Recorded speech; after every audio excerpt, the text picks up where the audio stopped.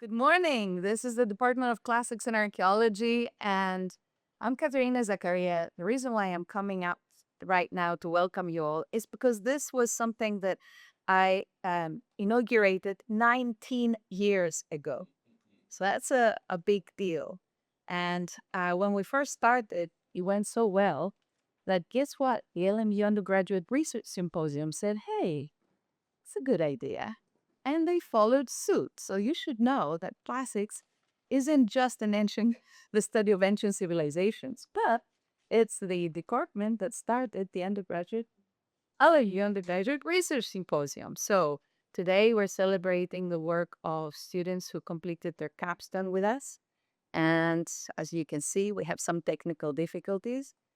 But because I've been holding this baby for a very long time, I thought I would pass it on to the care of my very, very competent two senior lecturers, adjunct professor of classics and archaeology, Professor Heidi Fessler and Professor Ben Radcliffe, who really put this together. And I want to thank them, as well as Isabel, who is our senior administrative assistant. She'll be here. She organized all the food for you, and I hope you will enjoy this event as much as we and celebrate. This is really a celebration of the work of students who have taken courses with us for 4 years in classics and archaeology. So I hope you will engage with their work and ask questions, and stay with us for lunch, and also a talk by our faculty, Nadia, who is here, and I will introduce her properly afterwards. So this morning is really student work, followed by lunch, and then our colleague will make her presentation. So welcome. How is this semester going for you guys? We're still warming up. So how is it going for you? Do you have a good Easter? Are you ready for the end of the semester? Yes? You have plenty of final papers and exams? Yeah, well, you can do it. Or you could whistle classes and teach your Maxis. Yes, how about that? Well, let's all advertise our classes. So let's get all the LMU and classics faculty up here so they can introduce themselves and their classes. Come forward. Since we have the time, we're pitching. Okay. So just introduce yourselves and talk about your courses. I'm Ben Radcliffe. I'm a lecturer in classics and archaeology, and that semester, it's my laugh. In the fall, I'm teaching Greek and Roman religions and ancient comedy and performance. I think the religions class has filled up, but there's plenty of spots in comedy if you want to learn about Aristophanes and Menander and practice writing and reading comedy yourself. Tell us a joke, Tom. That's very interesting. I'll come back with a joke. Wait. Hi, I'm Elia Pyros. I teach mostly on the Roman side of things. I've had a few people, I recognize some faces. So in the summer, I'm teaching summer session 1, an online version of my ancient astronomy course. There's I book a few seats in that. And some people have taken that or are currently taking it. In the fall, 2025, I'm teaching 2 classes. One is just a overview of ancient Rome. Do a lot of immersive stuff, immersive teaching in my course. And then my other class is ancient oratory, which is basically a public speaking class using ancient techniques. Um, Trying to think of a joke that for my Roman law class, we had I thought it was a very funny joke. I'm still trying to convince people in it. So it's this scenario, there's this kind of speech called a declamation, which is basically like a fictional scenario. And then people learning how to speak have to defend and prosecute on either side of the case. And one of the ones we looked at, basically the premise is that there's this woman who's a sex worker, and she has a client who's a young man, and he kind of becomes obsessed with her. And so she doesn't want that. She just wants, basically a business relationship, that he, develops a crush, I guess we could say. So she gives him a potion that's like an anti-love potion. and then he sues her because he's kind of stuck in being both in love and and an anti-love. And so the joke is in the courtroom, in the sort of fictional courtroom. He's complaining basically, you've ruined my life. I'm just in a terrible state. And then it's person giving the speech is her attorney, and the joke is she's like, or the attorney's like, well, how bad is your life? Look at you now. You're in a court of law. So yeah, he's gotten all dressed up. He's being a respectable member of society. So it's kind of fun. We'll miss. Hi, I'm Jordan Christopher. I am lecturer here in this department. In the coming semester, I will be teaching, off the top of my head, I think I'm teaching ancient historians and ancient warfare. So if you have interest in Herodotus, Thucydides, the sort of writing of the ancient historical tradition, how we know what we know about antiquity, that's a good class for you. Come forward. You have words on your file. I'm okay with that. I could give it in the dark. I could give it with words on my face. No worries. Uh, for the warfare class, some of you may know me also as the guy who runs the Roman reenactment project at LMU. For the warfare class, that project is integrated into the class. We talk about warfare and the tradition of violence in Greece, Rome, and early China, covering it across a wide array of perspectives, and offers the students a chance to make their own Roman military gear, preparing them for the full armed march, which takes place in the Dionysus Festival, and that is actually happening on Saturday. So if any of you want to see Romans running around in armor on campus, that's going to be in 2 days. I see some head dots. Yes, thank you. I'm Nadia Van Marzouk. I'm also a lecturer in the department. In the fall, I will be teaching archaeology of the Levant. So we'll look at major transformations, technological innovations, things like the rise of urbanism in the first city-states and the first writing. And then I'm also teaching a class, so that'll be Monday, Wednesdays at 8 a.m. So bring coffee.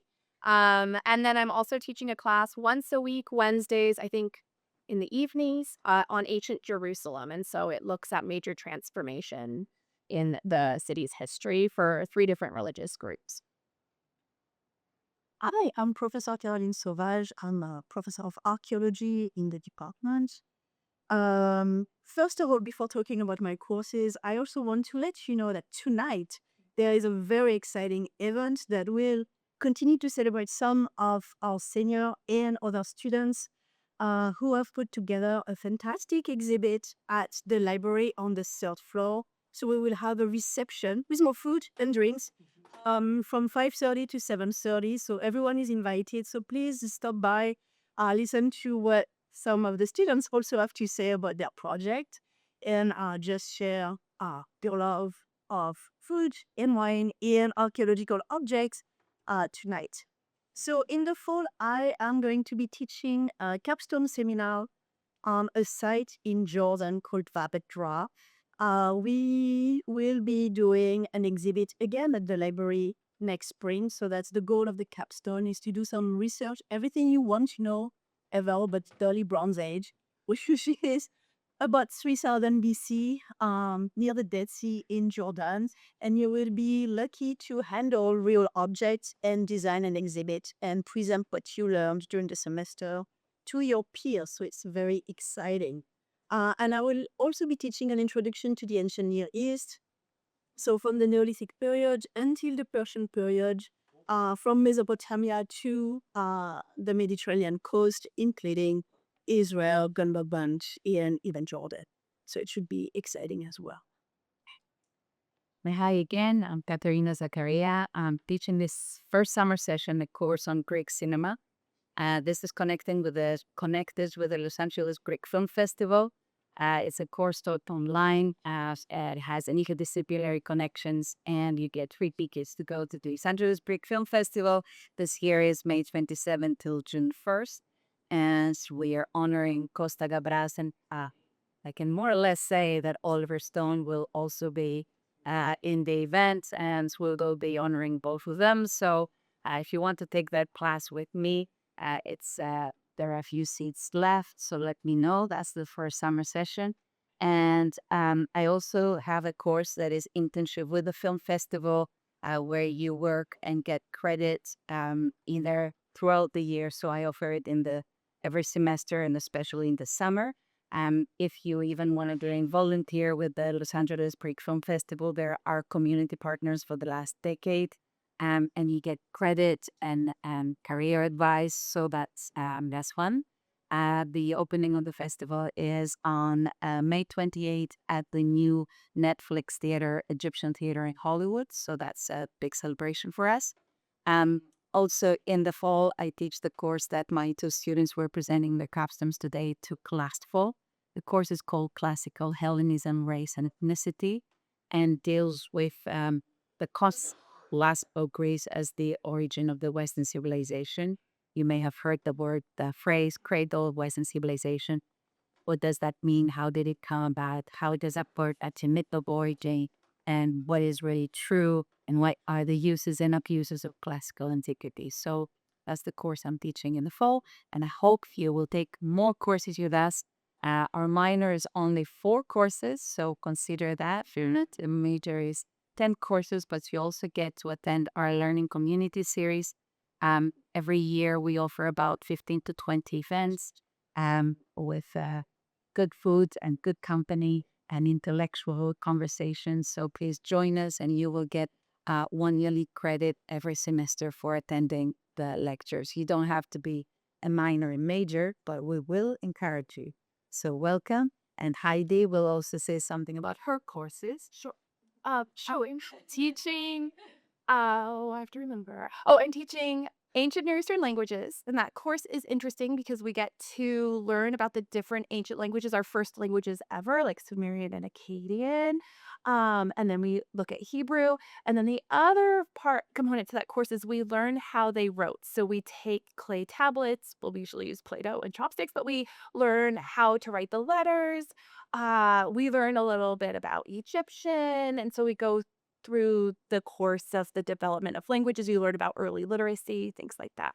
And then I'm teaching ancient warfare of the ancient Near East. So instead of Greece and Rome, I'm focusing more on our earliest whispers of warfare. And then we go through our first empires and their warfare tactics. We talk about the Egyptians and the Assyrians, the Babylonians, and we look at some biblical texts with warfare. We talk about strategy, weapons, all that too. You get to make your own fortress. Not a miniature. Okay. And yeah, that's us. Thank you. So thank you. We will all sit down and have a Yes. say a few words. So thank you so much, and thank you. So these presentations are based off of classes for our majors who write an additional longer paper and then prepare a PowerPoint to present to class. It's part of their requirements for graduation. And so they all worked really hard and one-on-one with a professor to polish these papers, to come up with some interesting original ideas that we're really excited for you to look at today. And again, some of these ideas are also reflected in the work that's going to happen tonight. There's an exhibit at the top of Hannon Library that displays some of these artifacts of Sul, which is what some of the papers are about. So thank you so much. And then we'll have Professor Zachariah and then later on Professor Savage introduce their students that they worked with. So thank you. So thank you again. As Heidi said, the way the capstone works for our department is students take a course, a 4-unit course in the fall, and then they take an extra unit working with their professors to do their research and revise their work. And they finally submit the capstone as a sort of the extent, the incomplete for the capstone. So they submit their work for grading by the end of January. So this is the work that they have been working for 6 months and then revise, present at the undergraduate symposium and with us today, for which they also get an extra credit for the revising the work for presentation. So it is a great joy to introduce the first speaker today, Tanya Rashisha. who is originally, she is an international student from Indonesia. And originally, she came to us with a major in English and picked up a major in classics and archaeology, as well as working as my research assistant for more than 2 years now.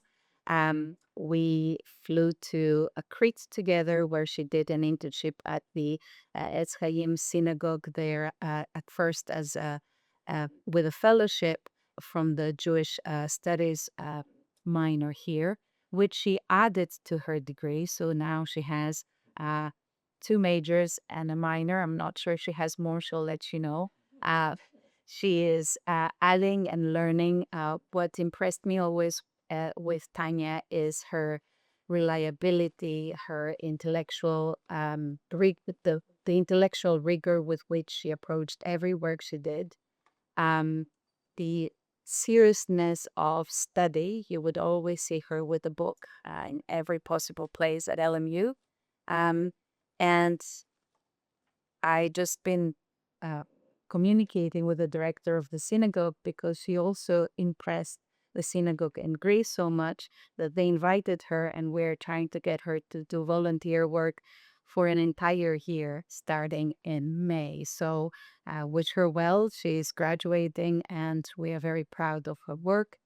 This title that you see here is a work that she did for my class on classical Hellenism or some ethnicity. And because of her interest in poetry and the power of literature to actually influence, express ethnic identity, and also influence the flow of the historical work, she found, first of all, how poetry works for collective memory, but also what Greek poets have done during the period of the many, many centuries of Greek history where they fought for their independence. And so she'll present to you today Poetry and Hellenism, Building the Nation Through Rhyme and Verse. Tanya.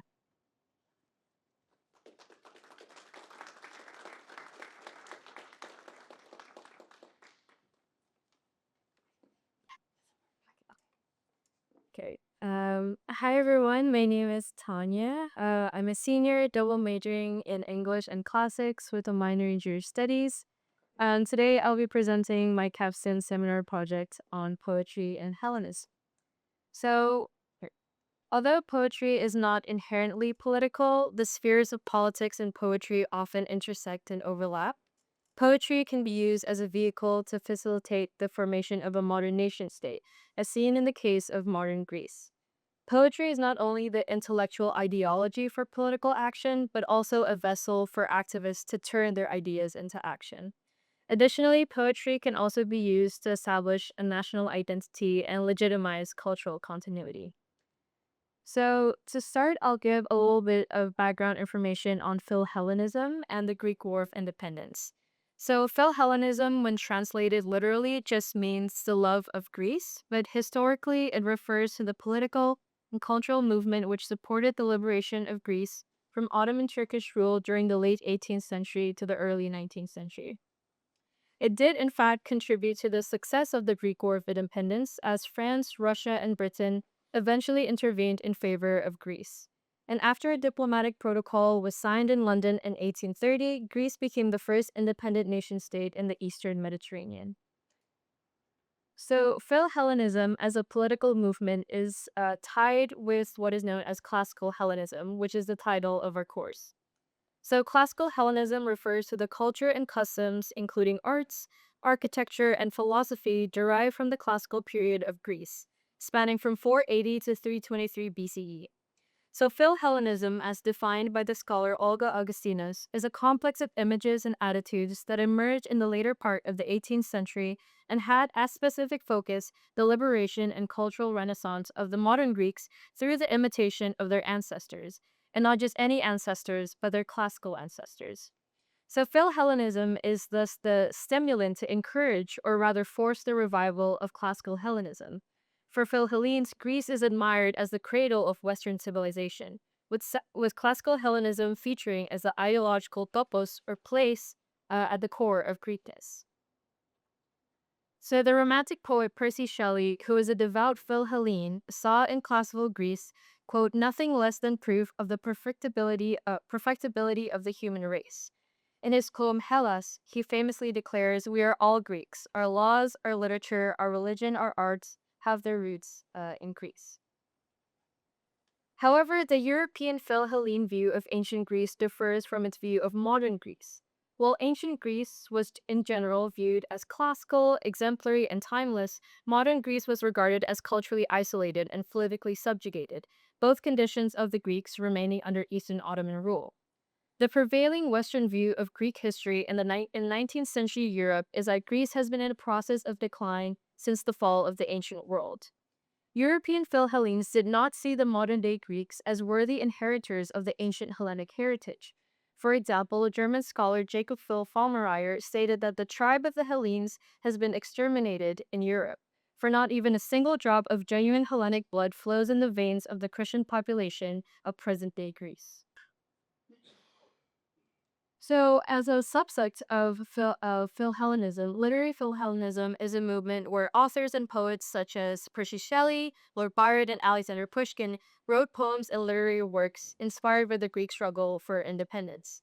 And in the 1820s, driven by their love of classical Hellenism, hundreds of volunteers came to join the struggle from all parts of Europe and even as far away as the United States. So, one of the most famous figures associated with Philhellenism is the English poet Lord Byron. Described by his lover, Lady Caroline Lamb, as mad, bad, and dangerous to know, Lord Byron was one of the most notorious figures of the 19th century Romantic movement. Born in London on January 22nd, 1788, George Gordon inherited the English barony from his great uncle, hence becoming Lord Byron at the age of 10. He's known for his flamboyance, charisma, and poetic talents, and he single-handedly invented the modern cult of celebrity after his first few publications brought him a successful literary career. So Byron is perhaps the most iconic figure of European Philhellenism because he created a groundswell of support for the Greek cause. He arrived in Greece in 1823, 2 years after the Greeks had already begun revolting against the Ottomans. So this is a picture that I took of a painting depicting Byron's arrival in Greece. It's currently on display at the National Gallery of Athens, if you ever want to check it out. So evidence shows that Byron made significant contributions to the war, and although he did not manage to participate in military operations, he did help pave the way for Greek independence.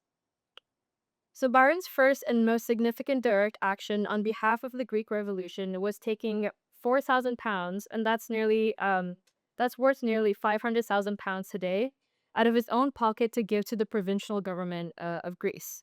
And Byron also used his personal funds to rescue both Turkish and Greek civilians from both sides of the war. Another important yet overlooked contribution Lord Byron made to the war effort was his writing, more specifically his poetry. And during the war, literary works about Greece were circulated for people to read, and Byron's writing featured heavily. During the Greek War of Independence, the mere mention of Byron's name acted as a magnet for the Greek cause. Labeled the Byron Brigade by author William St. Clair, many young Philhellenes who had never once stepped foot in Greece set sail to join the noble cause for Greek independence after reading Byron's work. In one of his poems, for example, Byron writes, "The mountains look on Marathon, and Marathon looks on the sea. And musing there an hour alone, I dreamed that Greece might still be free." And Marathon is the site of the famous battle between the Athenians and the Persians, where the Athenians defeated the Persians in 490 BCE. And after spending roughly 100 days in the Revolutionary War, Byron ultimately succumbed to the strains and stark conditions of living in Greece. He died from a fever in Missolonghi in April 1824 after suffering an epileptic fit a few months earlier. And before his death, he allegedly said, quote, "I gave Greece my time, my health, my property, and now I give my life. What could I do more?" So Byron gave his unwavering support to the Greek struggle for independence until his last breath, and in return, Greece underscored Byron's legacy as a national hero in form of many tributes. Byron became a common name for boys in Greece. There's also a neighborhood in Athens called Vironas, which is named after him. He also has a public statue in the National Garden of Athens, where Greece, personified as a woman, crowns him with a laurel leaf. And I had the opportunity to see the statue myself last summer. And if you ever want to go check it out, it's not too far from the Rowan Baths or Hadrian's Ark. So, in fighting for a cause bigger than himself, Byron underwent a transformation, converting himself from a romantic poet with a scandalous image into a revolutionary man of action. So I want to go back a couple decades to when Byron first arrived in Greece. So he first encountered Greece and Greeks on a grand tour that he went on in the fall of 1809. And on his 2-year-long grand tour, he journeyed to Athens, Constantinople, and the Peloponnese. And some of his most famous works, such as Childe Harold's Pilgrimage and Don Juan, were written either during his grand tour or were inspired by his travels. So his most famous poem, Childe Harold's Pilgrimage, was written during this grand tour, and Byron wrote a formidable body of poetry filled with nostalgia and melancholy. As scholar and writer Roger Beaton states, Byron is often deeply nostalgic for a bygone era where the Greeks had been free and created monuments whose ruins both impressed him but also depressed him on his travels. And although he was fascinated by the exotic quality of the land, people, and culture, Byron's travels to Greece in the early 19th century solidified in his mind the idea that modern Greece had fallen short of its ancient glory. In Childe Harold's Pilgrimage, for example, he writes, "Ancient of days, August Athena, where are they men of might, thy grand and sole?" Additionally, Byron writes, "Fair Greece, sad relic of departed worth, immortal though no more, though fallen, great." As author and historian Antonis Leokis states, the concept of relics, omnipresent in the early modern culture, implies a moment of death, of mourning, and of melancholy, but gives the beat for the successive renaissances, revivals, revolutions, reformations, and all the European cultural phenomena characterized by concepts of a new beginning. So, Lord Byron's love for classical Hellenism and his advocacy for its revival is tied with Orientalism. Coined by scholar and literary theorist Edward Said in 1978, Orientalism is a general tendency of thought in which the Orient, whether Islamic, Hindu, or Confucian, is rendered as Europe's unitary other.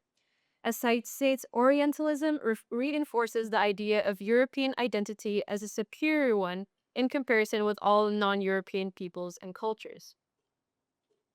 So Byron's poetry contains Orientalist attitudes not just in his characterization of the Ottomans, but also in his depiction of the modern Greeks themselves, whom by the time Byron was writing had been under Ottoman occupation for over 400 years. As one scholar notes, the love of Greece is the love of the West, as such entirely incompatible with the Orient. For precisely in disassociating itself from the Orient, Philhellenism reveals its ultimate discomfort with modern Greece, at least with modern Greece as a cultural reality. So the representations of the Orient in Byron's poetry are dominated by stereotypes, which serve to distinguish the Western tradition from the Eastern. In Childe Harold's Pilgrimage, the Turks are associated with barbaric violence, luxury, decadence, misogyny, and they're just generally depicted as tyrannical. So Byron repeatedly praises ancient Greece as the birthplace of Western civilization. On the other hand, the image that Lord Byron paints of contemporary Greeks is not as flattering as one might assume. He paints them as enslaved, confined by the shackles of their Eastern Ottoman oppressors. He writes, "Nor rise thy sons, but idly rail in vain, trembling beneath the scourge of Turkish hand, from birth till death enslaved, in word indeed unmanned." As scholar Jane Albers states, Byron laments the Orientalization of the West through the victory of the Ottoman Empire. For Byron, modern Greeks are doomed because they have become, quote unquote, too Eastern. The exotic representations of the Orient, in combination with Byron's Philhellenism, which involves the right values of the West, ultimately reestablish a hierarchy between the Occident, that is the West, and the Orient, that is the East. And Byron realizes that contemporary Greece is an Ottoman entity and its Eastern character fascinates him, but he still envisions the possibility of a liberated Greece with closer ties to Europe. So, like Byron, Adamantios Korais, a prominent intellectual scholar of the Greek Enlightenment, also wanted to synchronize modern Greek identity with contemporary European identity. He was born and raised in Smyrna, but later immigrated and settled in France. He believed that there was an ongoing process of intellectual and linguistic decline in Greece since the fall of the ancient world. He believed that the Greek nation has degenerated from the virtues of its ancestors, and during his time was stagnating in a kind of barbarianism. He stated, "We, the Greeks, descend from the ancients, and we must try to regain the dignity of this name or no longer bear it." So he saw Western Europe and not modern Greeks as the heir or successor to the ancient Greek civilization, and he believed that that had to be transmitted back to the modern Greeks through classical education. So the Greeks were not entering civilization as a primitive or savage society, but were recuperating their lost origin. And as Roger Beaton states, whether consciously or not, Byron echoed Korais when he declared that his purpose to Greece was nothing less than the regeneration of a nation. So Beaton uses the analogy of Frankenstein to describe Byron's case, which is interesting because, fun fact, that novel would not have been written if it weren't for Byron. Where he says that Victor Frankenstein, the modern Prometheus of Mary's fiction, had failed, he, Byron, would restore life to an entire nation. So, with the growing movement of European Philhellenism, Greeks found themselves under immense external pressure to respond adequately to the inflated expectations and to adjust properly to the exalted demands of European and American Romanticism, which needed to affirm and satisfy its classical yearnings. So, the Philhellenism movement eventually manifested into the modern Greek state adopting Katharevousa as its official state language. So Korais believed that it was necessary to restore the Greek language to its former glory, or in other words, to revert the modern Greek language back to its original Pascal form. The modern Greek language was then formulated into a new, artificial, purified Greek. The language was purged of all foreign loanwords and was made to conform to the morphological system of ancient Greek, and it was the official written language of Greece until 1976. However, at the end of the 19th and the beginning of the 20th century, there was a growing movement to abandon Kantarevusa as the state official language, known as Demoticism. Born as a cultural project out of Demoticism, the term Hellenic Hellenism was first coined by the poet George Seferis in the 1930s. So, in contrast to Philhellenism, Hellenic Hellenism does not strive for a culturally homogeneous Europe. It is distinguished from Western European Hellenism, which focus solely on the classical period and often excludes other periods of Greek history, such as the Byzantine period. So Seferis was part of the generation of the 30s, a group of Greek writers and artists which introduced modernism to Greek literature. Instead of categorizing Greeks under the general umbrella of European, supporters of Hellenic Hellenism instead emphasized their native identity, painting it as distinct and unique from the rest of Europe. Proponents of this movement celebrate the survival of a continuous religious and folk tradition rather than the revival of a glorified classical past, highlighting the people's everyday contributions to the continuation of an unbroken heritage, especially during the Byzantine and Ottoman periods. So, as a contemporary of George Seferis, poet Odysseus Elitis rejected the idea of a European-mediated modern Greek identity. He was born in Crete and was also part of the generation of the 30s. As a proponent of Hellenic Hellenism, Elitis campaigned for indigenous art and condemned Greece's subservience to Western Hellenism.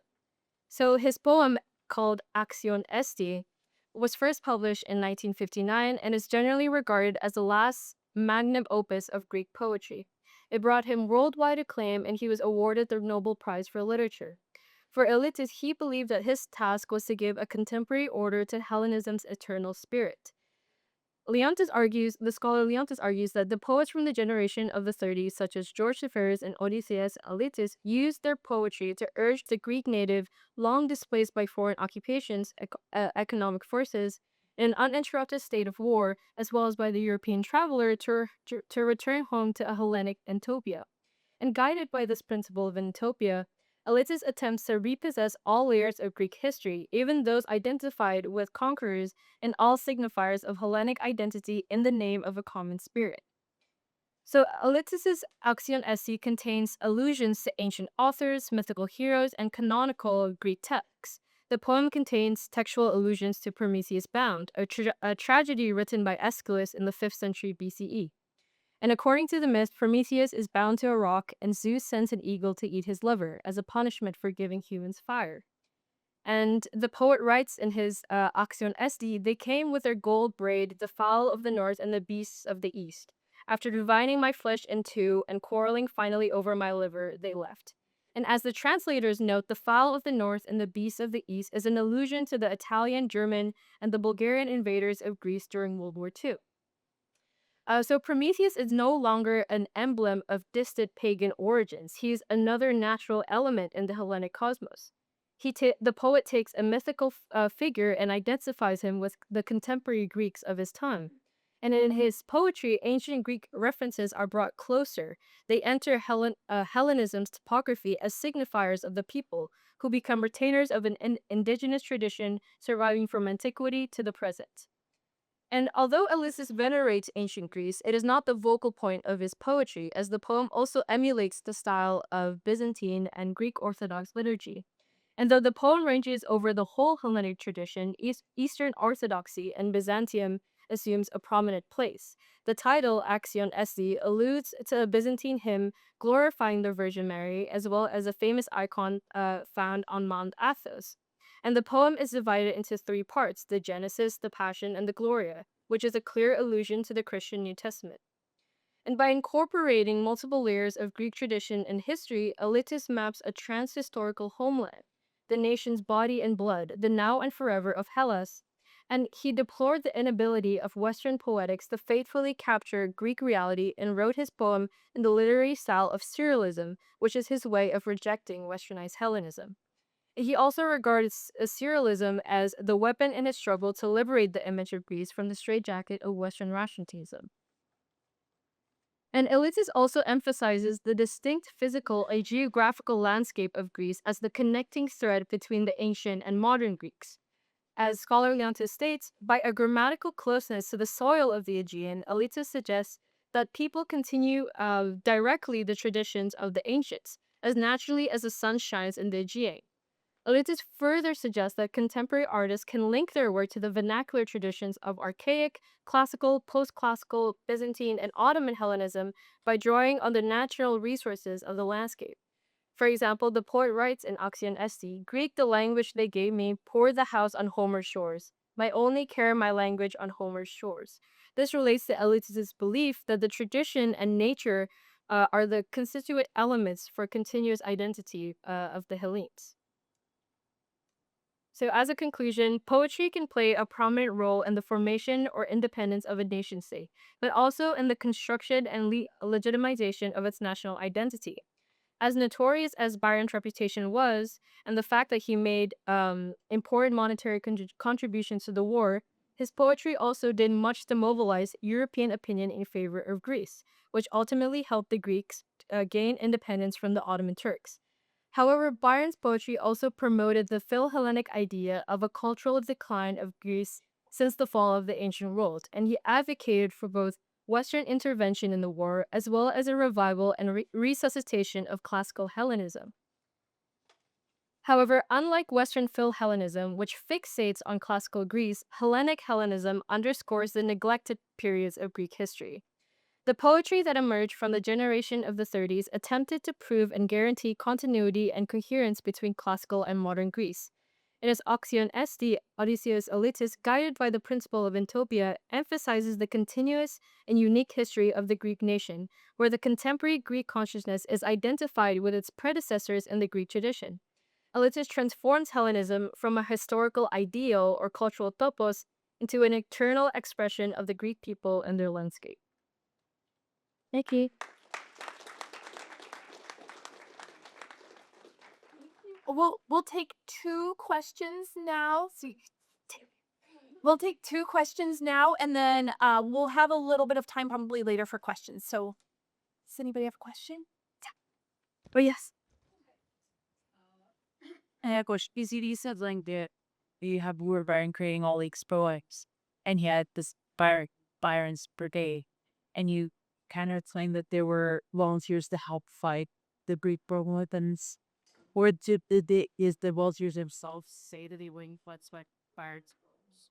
Well, a lot of them there's this one Scottish historian who wrote in his journal entries, he did talk about Byron's poetry, and how that was a clear influence on him. And given like his popularity among not just like poets back in Britain, but also across Western Europe, the reason why they left was most likely because of Byron, given the popularity of his writing. One more question. Oh, yeah. Did Byron have like an opinion on my ancient Greek like religion? I'm not sure what he thinks of ancient Greek religion, but given like his character, I think he like once joined like the rites, like Dionysiac rites. And he yeah, I guess because he was a Philhelene, he definitely admired that aspect of ancient Greek culture as well. Thank you. We'll have more time for questions later on. Thank you, everyone.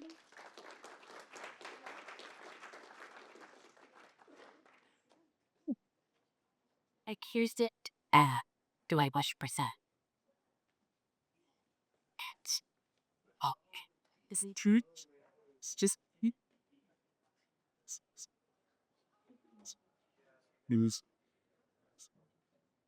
the I think nah. just be right back. So you heard from Tanya how poetry can actually work to express the people, but also excite and support revolutions.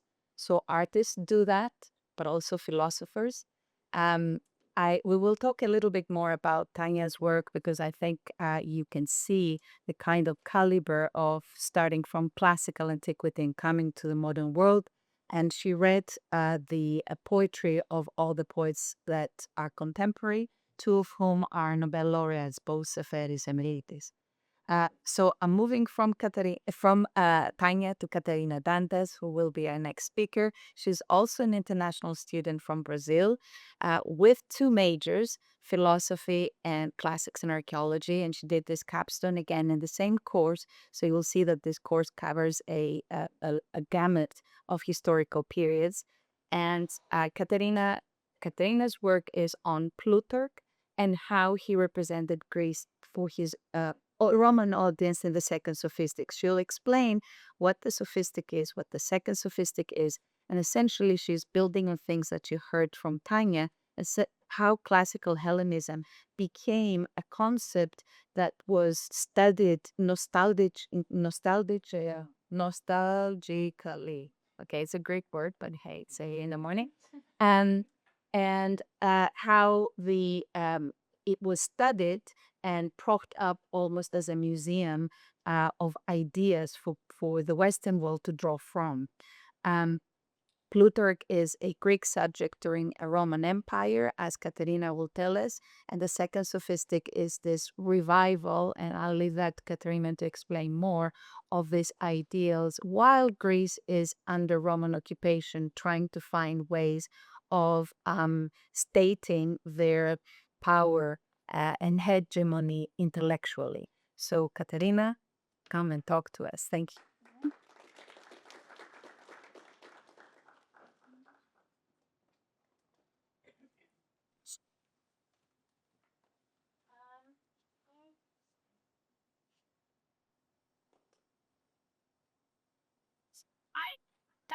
tagging.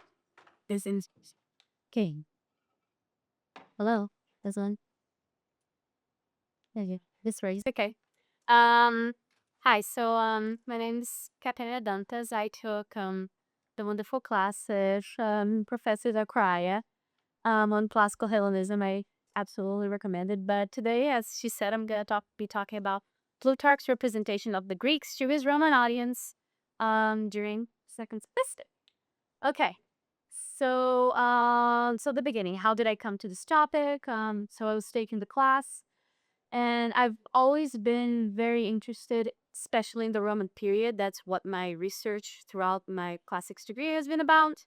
Especially like how the Greeks it greatly influenced the Romans in many aspects of their culture.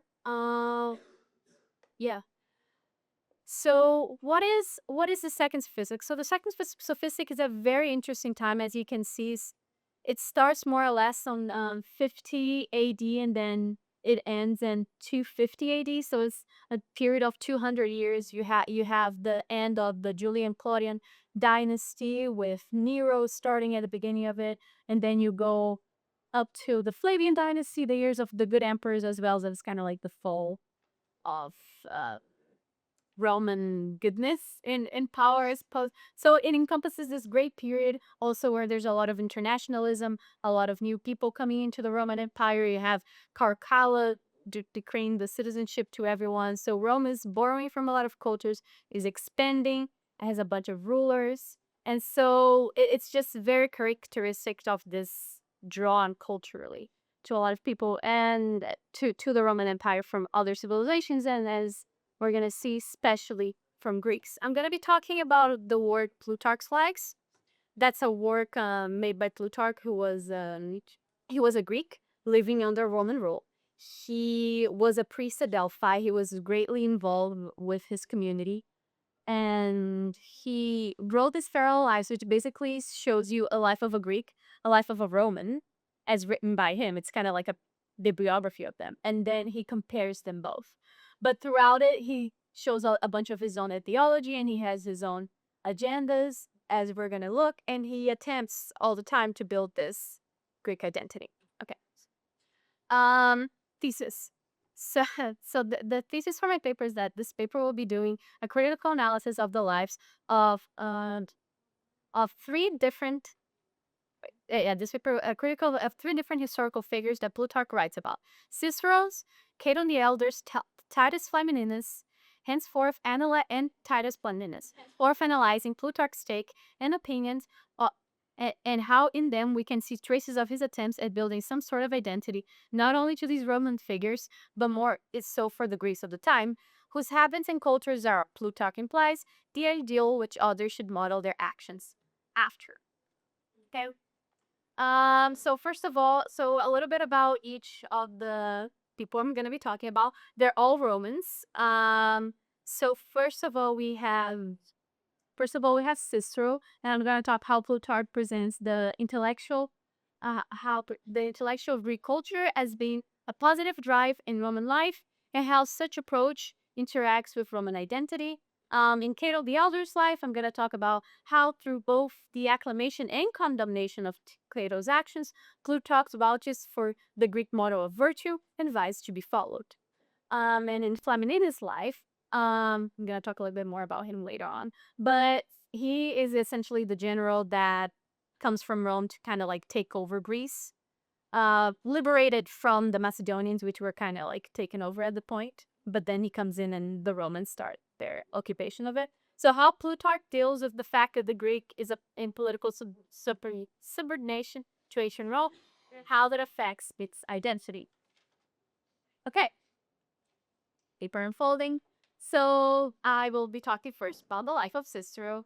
Here's a quote from Cicero himself, but seeing as how how the very race of men in which not only the true civilization humanitas was found, but from whom it is believed to have spread to others, that would be Greece, we are at least obliged to give them what they have given us. So here, this is what Cicero himself was. So here we can see Cicero's own beliefs about the greatness of Greek culture and its influence on other civilizations such as Rome.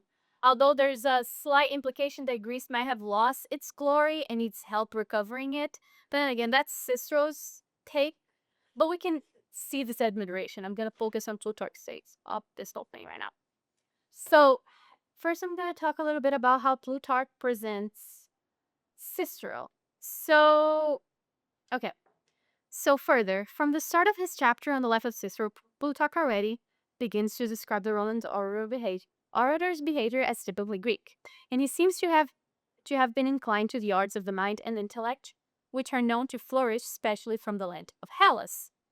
Over the more typically Roman, brawny, and warlike activities.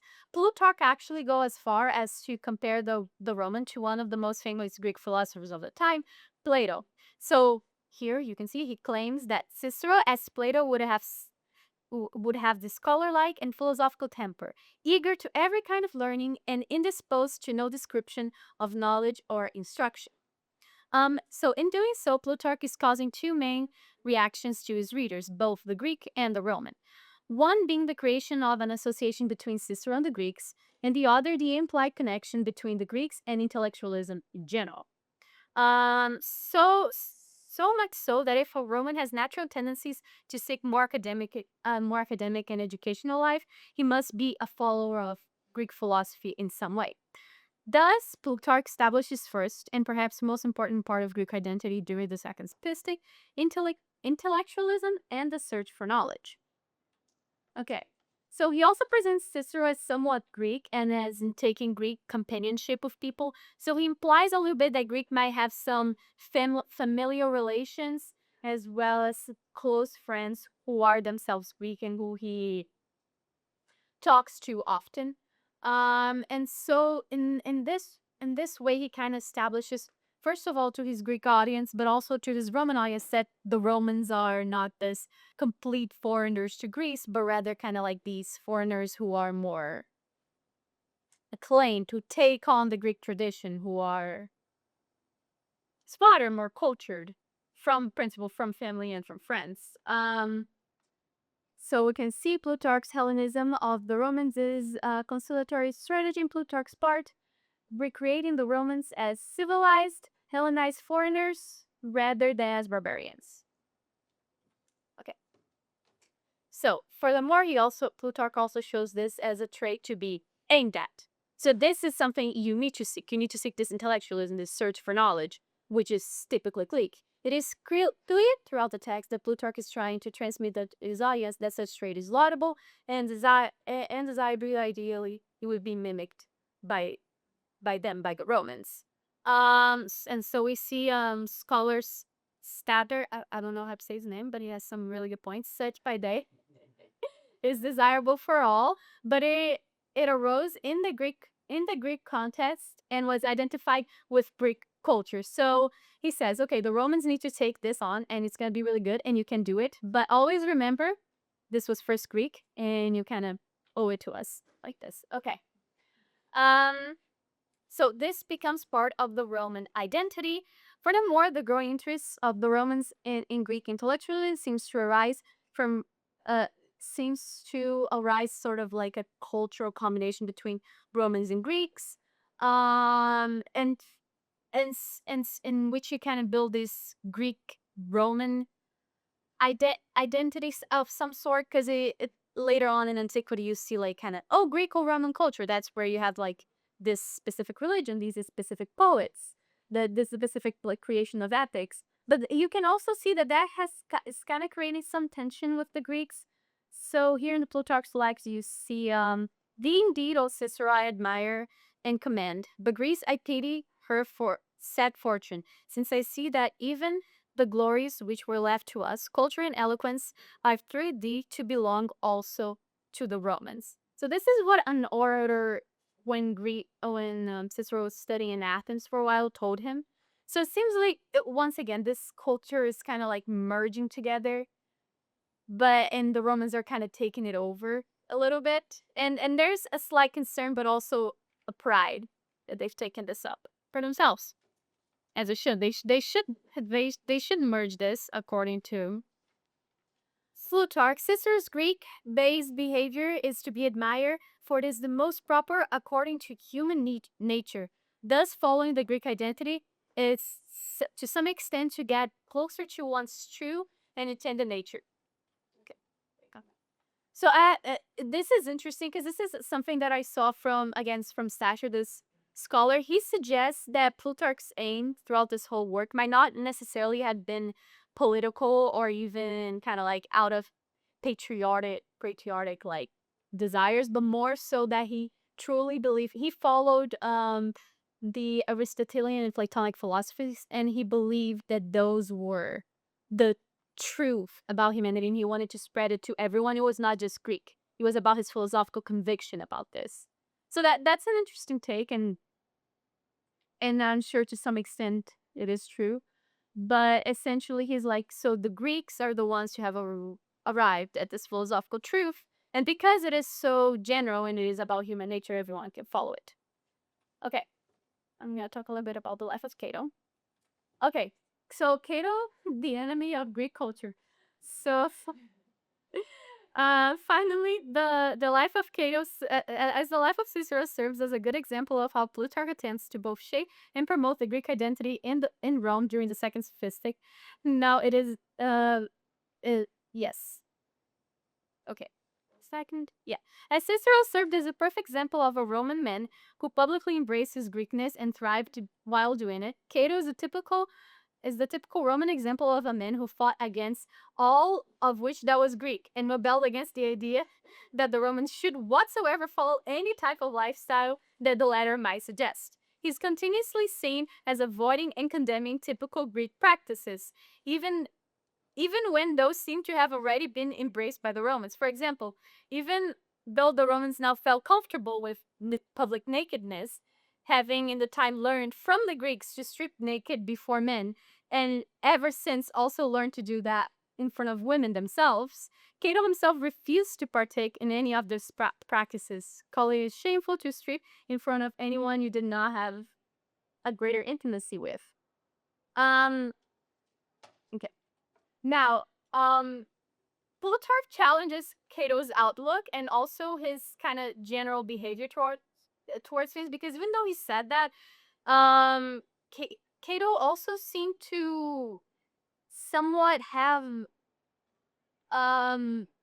Roman virtues, or virtues that have come from Rome. So Plutarch demonstrates how Greek identity can affect even those who are unaware of its influence and on themselves, and that they attempt to, with such influence from arguably the cultural center of the empire, only cause negative outcomes. So Cato is a Greek orator, and he does use Greek oratory quite often, and which again is very interesting, taking his adversity to the Greek culture. But Plutarch points this out. It is like, look, even though you try to escape it, you really can't, because it's everywhere. So he was actually known for excelling in public speaking and argumentation, both arts which are considered of Greek origin, as well as having some Platonic outlooks. So throughout his whole life, he is actually compared to Plato a lot, kind of like taking, like, getting away from pleasure, getting away from the flesh, and focusing on the soul. He talks a lot about this, and it seems like he is drawing from the Greek philosopher. So it is often pointed out how hypocritical this is by Plutarch, which I think it's funny. But yeah, so he compares him with Plato a lot, and as well as other Roman orators. Now, it is undeniable, however, that despite some Greek tendencies, ultimately Cato despises the Greek civilization. But according to Plutarch, this is an opinion which brought vice into the life of an otherwise virtuous man such as Cato, as well as a lot of tragedy.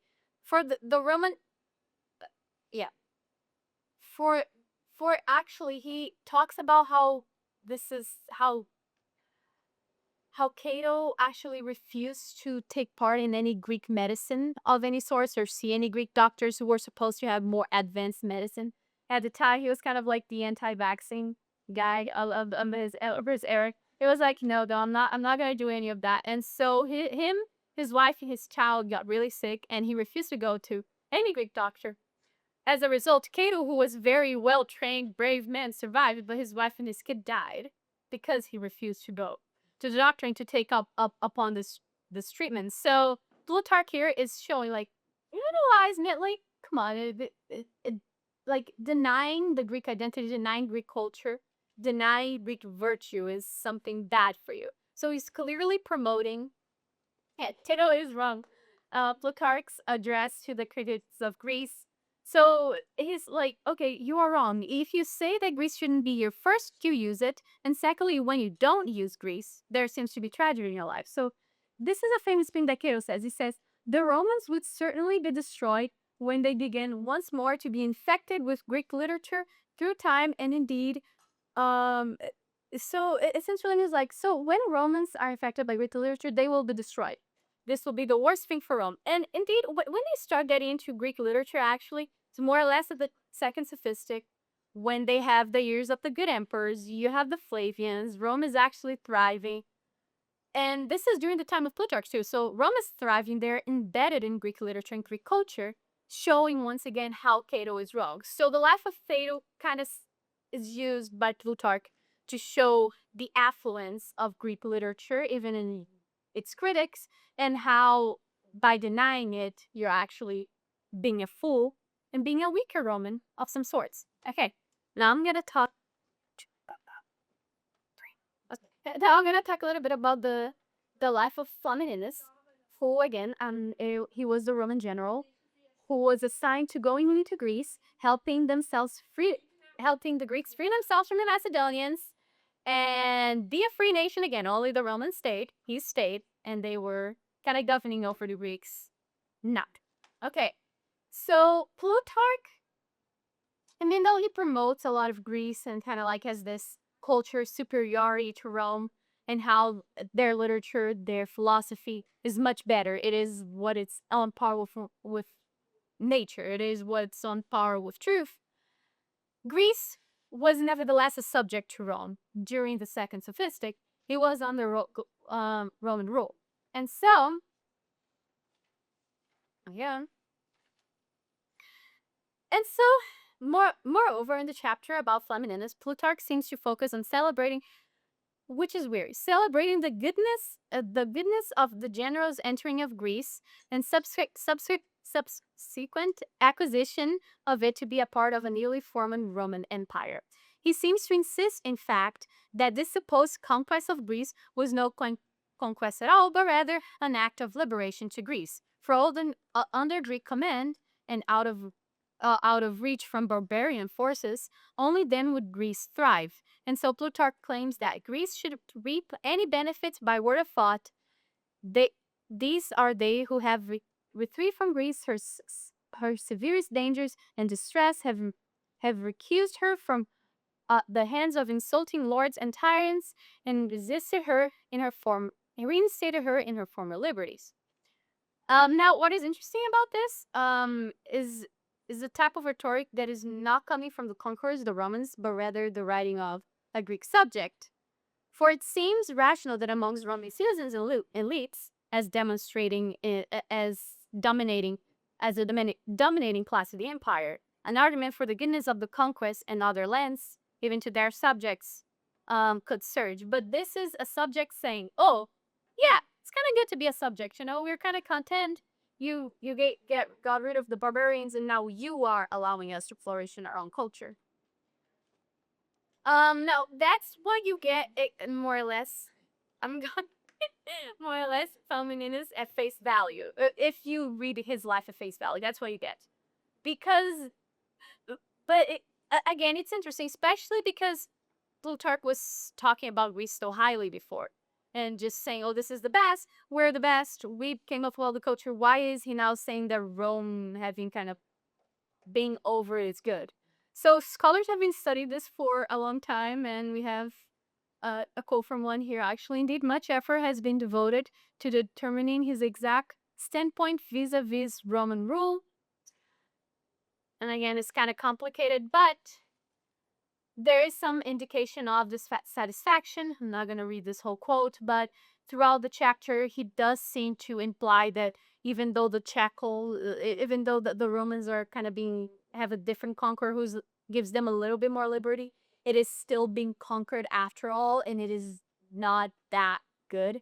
That does happen between the chapters. You have to read more in between the lines, but he does imply that he's not fully satisfied with that.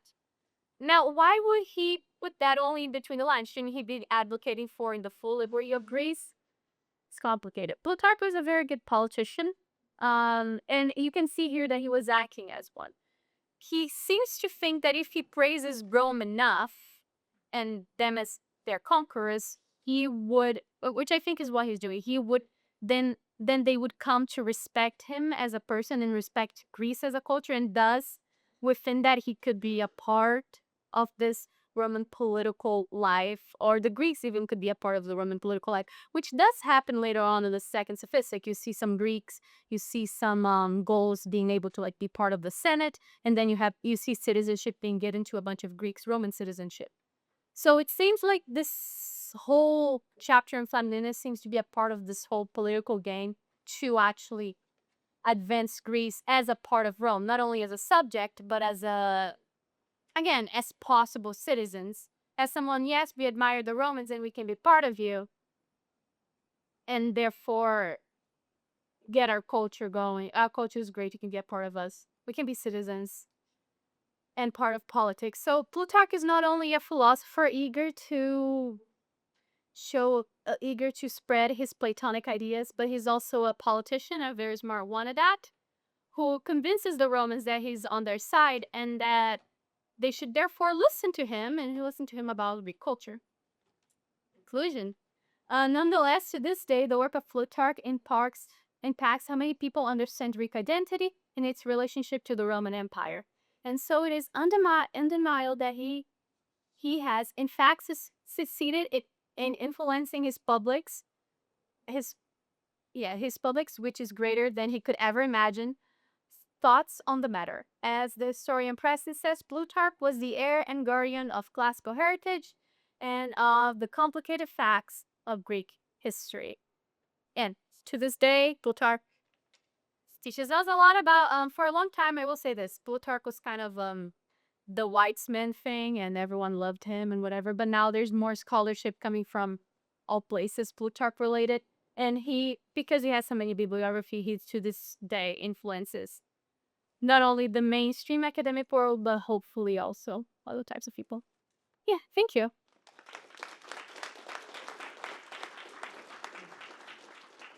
I think we have time for one question. Julie said over here. So, does anybody have a question for Harry? That right here. Yes. Anybody have a question for Katarina? Not right now. Oh, yeah. Question. Yes. I'd say before Harvey Blinken is our stereotypes and try to collaborate to the this year. Yeah. What new? He was kind of like a Roman aristocrat, so he did typically Roman aristocratic things. What the most prominent one being a politician, yes, and he was famously on the conservative side of Rome, and kind of like his main thing was again going against Greece and the bad academic influence that they had. Although once again he was always praised as a great orator within politics. So yeah, he's was good.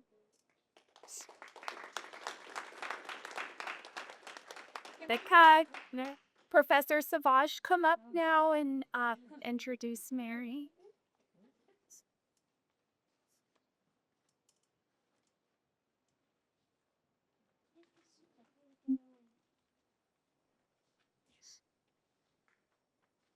Hello again.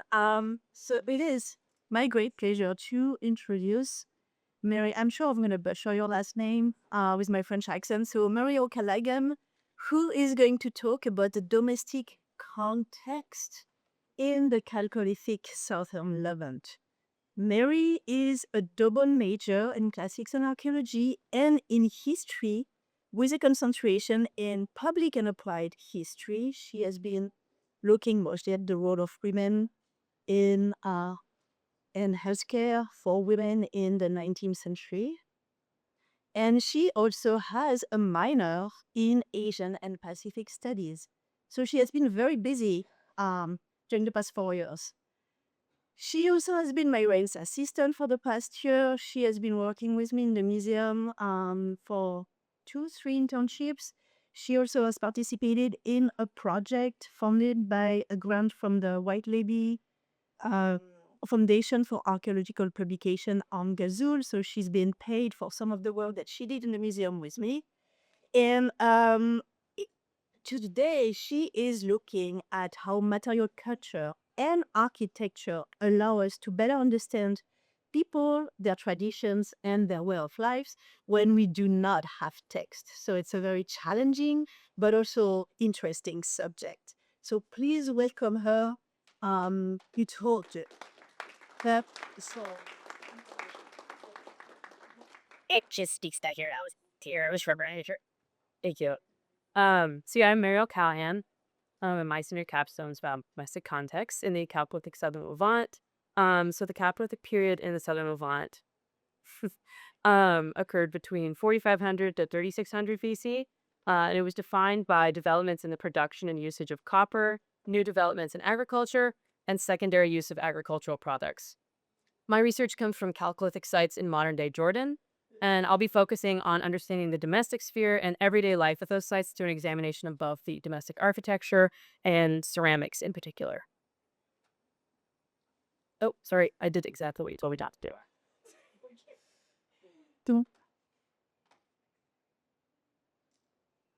Okay, just the arrows. Okay, thanks. So most archaeologists acknowledge 3 different types of domestic dwellings that were built in the Southern Levant during the Chalcolithic period.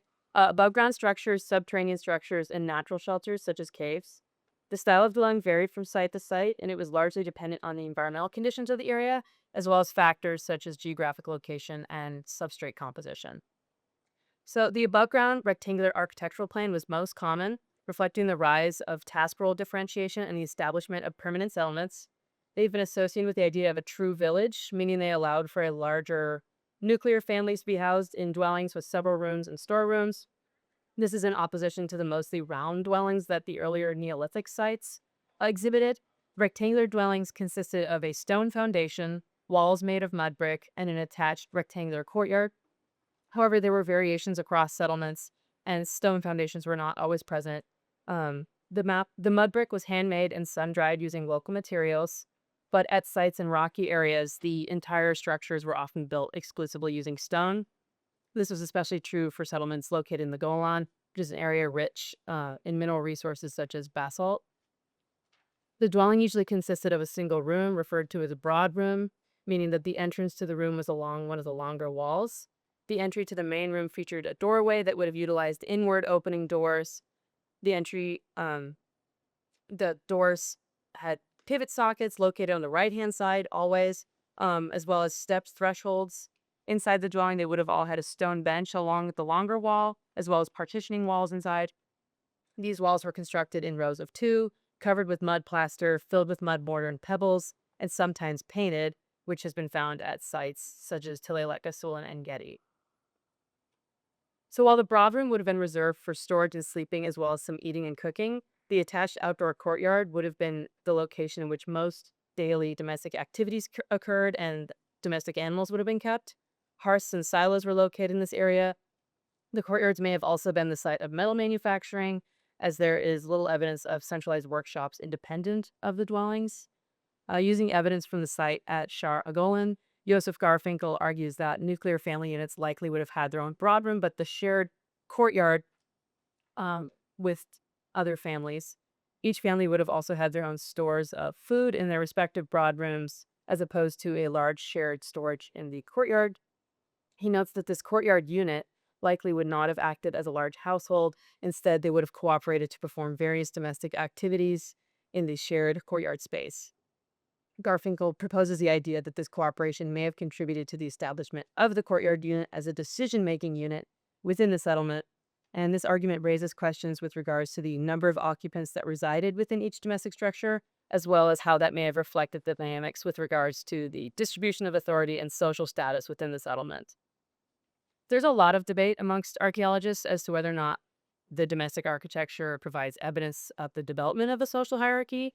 In his chiefdom theory, Thomas Levy argues that at sites such as Shiknim and Tilaylat Gasul, larger buildings may suggest that there was either one single decision maker or a small group of decision makers who managed the construction of the settlement. However, Claire Epstein disagrees with the chiefdom theory, instead arguing that any differences in the sizes of dwellings is most likely just a reflection of varying family sizes. She also points out to the fact that no domestic dwellings were found to contain any prestige items, which would be indicative of varying socioeconomic statuses amongst dwellings and those that occupied them. Similar to Epstein's argument, Isaac Gilead argues that the sites were not planned by any decision makers, and therefore there was no evident social hierarchy. However, Ian Malevsky makes the argument that archaeologists must be careful with their understanding of the concept of an elite, as earlier societies may have determined elites on the basis of factors other than socioeconomic ones. So with this in mind, Levy's chiefdom theory could be plausible, as there may have been elites present in settlements without any prestige items housed in their respective domestic dwellings. But there are some elite items at Shipmim in the subterranean structures attached to the above ground dwellings. So Chalcolithic dwellings occasionally featured these excavated subterranean structures that were built below the above ground structures. The purpose of these structures remains unclear, but it is important to include them in a discussion of domestic architecture, as some archaeologists propose that they may have functioned as extensions of the above ground dwellings, possibly for storing food or prestige items. It is important to note that the subterranean structures were contemporary to the above ground ones, but there's still no conclusion regarding their purpose. But they've been found at sites including Sheikh Mim, Bir es Safadi, Abu Matar, and Horvat Bater, where Pag-Cloa substrate allowed for the digging. This would have been an impossible task at sites such as those in the Golan, given the presence of basalt. The structures contained chambers that varied in size and usually featured pits in the floors. They were connected by tunnels, sometimes dividing walls. Human burials have been discovered within the chambers and pits, and prestige items have been found in structures at Bir es Safadi and Shiknim. So also, there's naturally occurring caves, and the usage of these caves for dwellings was much less common than that of above ground or excavated subterranean structures, and they may have been used as temporary shelters instead. But one site that is well known for its natural cave dwellings is Horvat Hor, located in the northern Negev. Stairs were built into that cave using flint slabs. Niches were cut into the walls, with 3 in total. 2 niches featured pits that had been dug. One of the pits contained charred clay and ash, meaning it was likely an oven. Many cave dwellings have been found on eastern slopes, as this positioning would have allowed for light to enter the cave for several hours each day, and also provided protection from wind and rain from the west. Yehuda Gavrin proposes the idea that these cave dwellings actually served as the inspiration for the underground excavated dwellings. So moving on to the domestic ceramics, the Chalcolithic period marked the advent of a more specialized ceramics intended for use in domestic contexts. Ceramics were most often produced using locally available materials, including alluvial clay, coarse sand, plant matter, loess, and limestone. Ceramics that were used in domestic contexts were most often included various storage jars, platters, craters, churns, strainer vessels, bowls, and cornets, and were used for storage, food preparation, and food consumption. So beginning with the ceramics used for food storage, the majority of jars that were produced during the Chalcolithic period were either whole mouth jars or larger jars known as pithoi. Jars played an important role in storage, particularly after the secondary products revolution. Whole mouth jars featured either rounded or flattened rims. The handles were typically a broad ledge handle. Archaeologists have discovered evidence of plant oil, both olive and vegetable oil, in these whole mouth jars, indicating that they were used to store these secondary products. Pithoi were used as storage containers, most often for grain, such as barley, wheat, or lentils. And the vessels vary with regards to decoration, the shape of the rim, the opening's diameter, and the presence of handles. Small ceramic jars were also likely used as cooking pots in food preparation in domestic settings. This is supported by evidence of burning discovered at the bottom of the vessels. They often feature upright or horizontal double handles. Decorations often include incised wavy lines, punctured dots, and slashes. And they're numerous at sites in the Golan, and similar vessels were found at Abu Hamid and Tilaylat Gasul. Moving on to ceramics used in food preparation, platters were very shallow and no higher than 4 to 5 centimeters, and they had larger diameters anywhere between 15 and 50 centimeters. The walls were thick throughout, and the rim was formed with thumb impressions, creating wave-like decorations, and some feature red slip or paint. The roll platters had in a domestic context would have likely been primarily for food preparation as opposed to just consumption.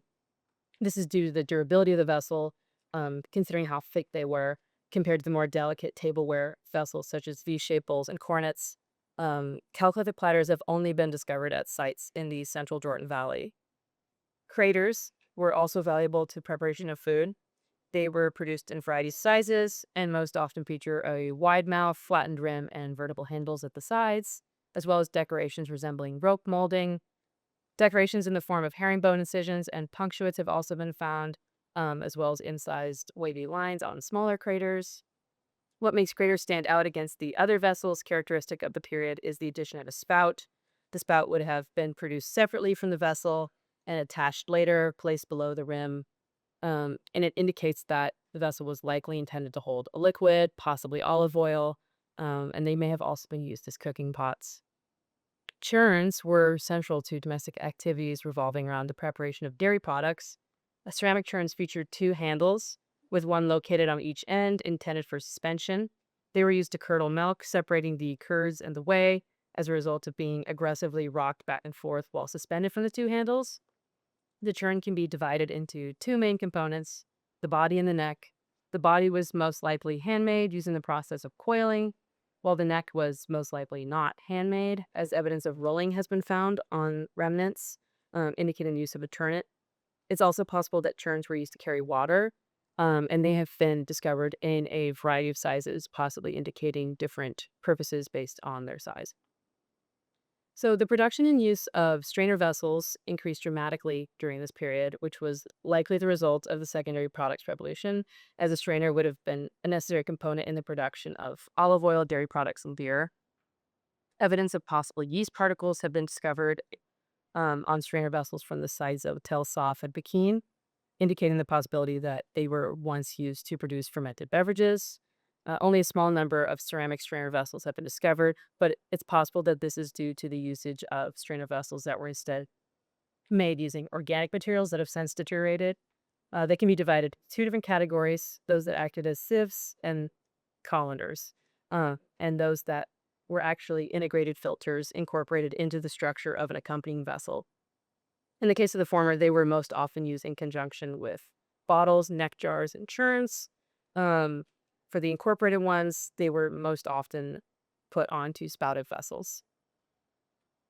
And moving on to the ceramics used for food consumption, the bowls produced during the period represent a wide variety of shapes and sizes and were available for both food preparation and consumption in domestic settings. And archaeologists have divided the bowls into four main categories that consist of larger bowls that generally featured a single handle, those that were rope decorated, smaller incised bowls or cups, and the V-shaped bowls. So focusing on V-shaped bowls, these can be separated into small and large. The smaller V-shaped bowls were more crudely made and do not feature decorations. It's possible that they could have been made by everyone and were produced within the homes as needed. The larger V-shaped bowls are generally more carefully made and do feature decorations. They most often feature a thin line of red paint along the rim. The rims of both types provide evidence for the use of a slow wheel, with some examples displaying clear wheel marks.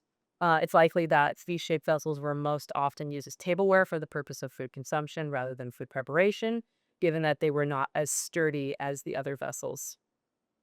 Cornets are one of the most unique forms of ceramics from the period.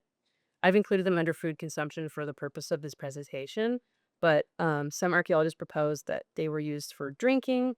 They've also been discovered in cultic contexts in addition to domestic contexts, meaning it's possible that the cultic activities spilled over into domestic areas. The shape of cornets evolved over time, so the earlier forms were more parabola shaped, while later forms were longer and featured a long extension from their bases. In the case of cornets found at CLAR, tests confirmed that they were used to contain lipids, and some proposed the idea that cornets were used to hold beeswax candles. This is supported by the fact that they've been found in a variety of contexts, both domestic and cultic. And while many disagree with that idea because they hadn't found soot on the cornet, beeswax, when you burn it, doesn't produce soot, so it's still possible they were candles. So to wrap everything up, this image provides a great visual for the distribution of domestic objects in a typical above-ground dwelling. The numbers are a little hard to read, but they correspond to the objects that were found within a a broad-room structure at the site of Shiknim. So while I focus my research on domestic ceramics, primarily used in food storage, preparation, and consumption, a variety of other artifacts were associated with domestic context, particularly those used in production of textiles, which I think you're going to hear about later.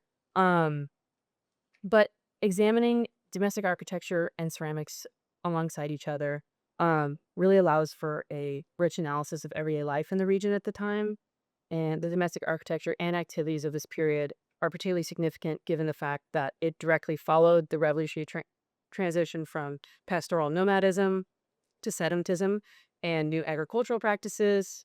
As such, the Chalcolithic Sub-Levant provides really great insight into the complex development of settlements and communities in human history.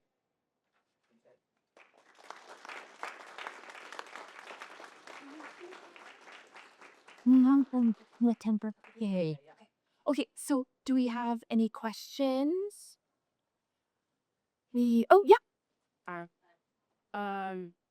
Would you say since you found a lot of context of cornets being used as like the Luca festivals, would you say that there is clear evidence of like the feasting culture and how prolific, especially since you discussed the idea of like either Chinden or more distributed power system? Would you say that there's some music? I would say so, yeah. Especially considering the different contexts they were found in. Yeah. I'm curious with the churns. So, like, I guess you pour the whey out the top. Yeah, so they're like so it's suspended, and then you shake it, and then there's probably going to be a strainer vessel from the neck, and then you pour it out. I see. I guess that's how you get the whey out. And You can find videos on YouTube of modern day churns that it's the same concept, but they're leather, but they're suspended and you're shaking it before it. Can I ask about the hinges? You read that sign note about the fact that the hinges were always on the one side. He's yours. Yeah, I just thought that was super interesting. Do you have any explanation? Because it seems like, from a practicality standpoint, there'd be cases where you'd want to have them on the other side. So did it seem to you that it was meaningful? I think going back to the chiefdom theory about the centralization of authority and maybe possible like a single or a unit of decision makers that were helping to manage the constructor settlement, I feel like the fact that the hinges were always on the same side is evidence of that. Maybe there was some organized decision making happening. well, that would match. Like, I was thinking of like lingered Greek practice of like so locking the doors to like domestic like bedroom spaces and from the outside. Yeah. It's interesting how consistent it was. Yeah. I wanted to ask about social hierarchy in the frescoes found at the site. So if maybe you could speak a little bit about the fresco we're founding. Were those found in domestic spaces, and does that give insight into social hierarchy in the absence of what we might expect to find in terms of prestige?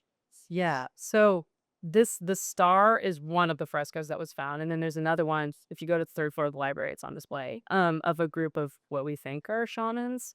But since there is no writing, it is really hard. But they were found, just on a wall. I believe it was in a domestic context. Correct me if I'm wrong. Yeah. And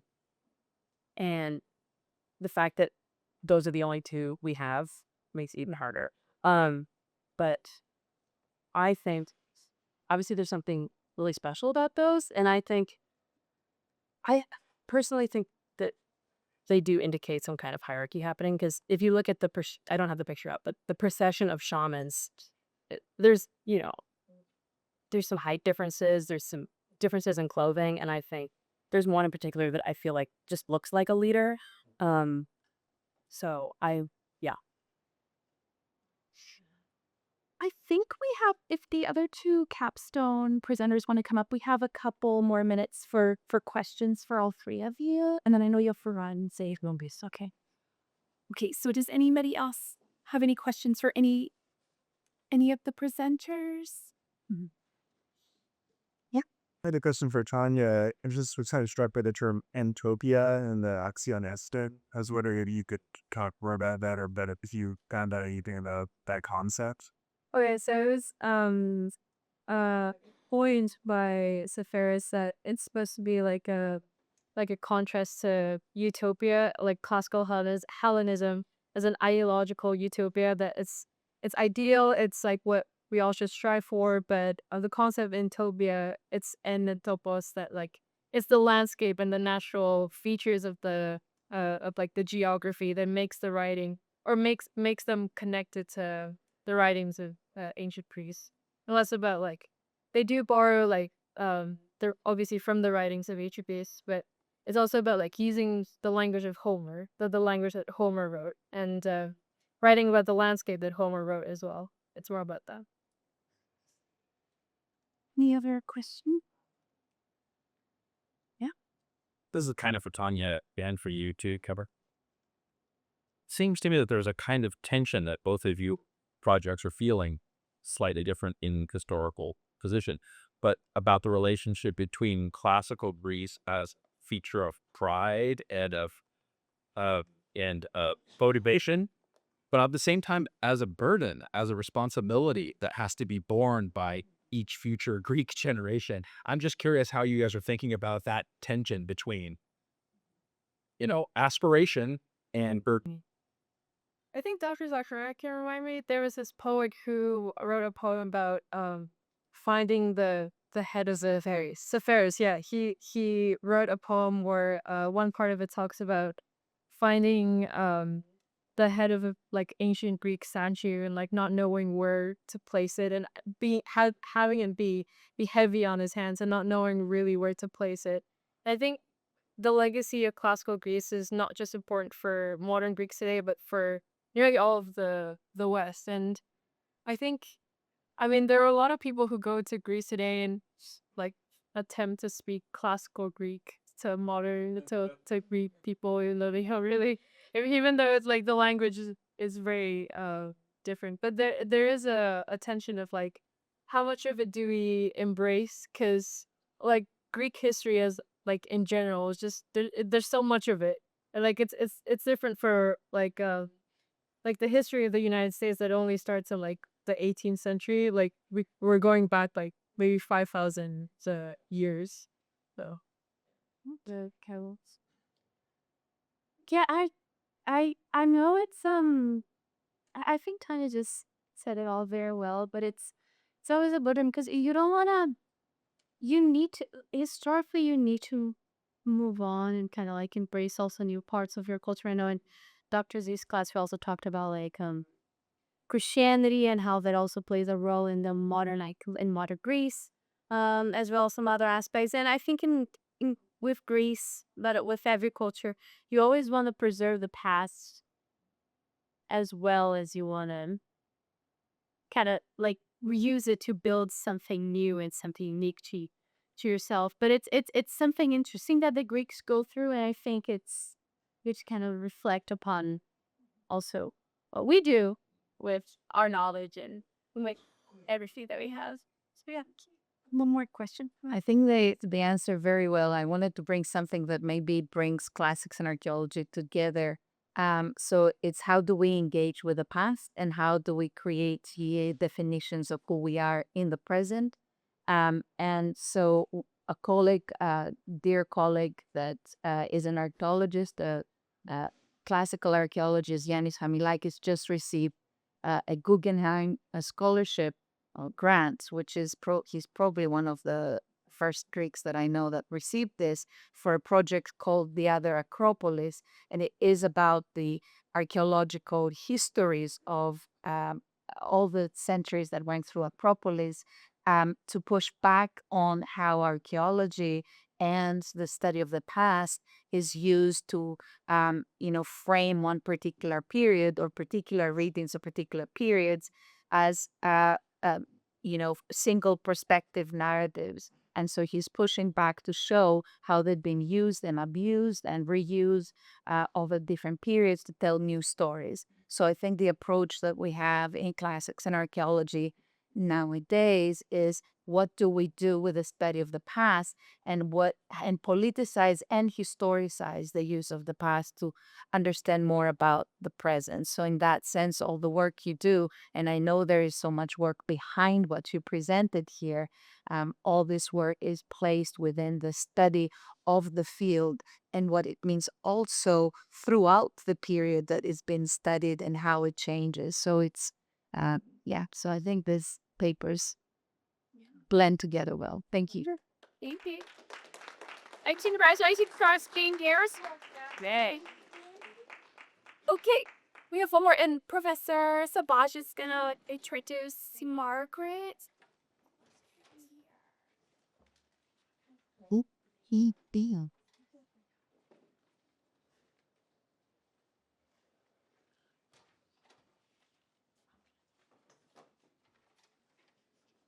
Hello again. So I'm gonna introduce another speaker who also was in my class on the Chalcolithic period at Kazul. She started a capstone because she wanted to graduate early in December, and then she loved it so much that she decided to stay a little bit more. So she will do pretty much two capstones, the one that she presents today and the one that she will be presenting next year. She's lucky. But she did such a great research that I really wanted her to present all the hard work that she has been doing. So Margaret Chaney is a classics and archaeology major with a minor in international relations. Since she came to LMU, she has been volunteering in the museum with me. She has been doing the internships in the museum with me. And she has been working also on the Gazul project funded by a grant, like Mary, with me. We've been having a lot of fun with that. And today, and she's going to Jordan over the summer on a dig. So that's going to be very exciting. So she will be back in the fall to talk to you about her experience. So today she is going to talk about within a story, textile production in the Chalcolithic Southern Levant. So this is a very challenging talk because she is going to reconstruct pretty much an invisible craft. And she will be addressing questions of both technologies, but also identities. So please welcome her on the podium.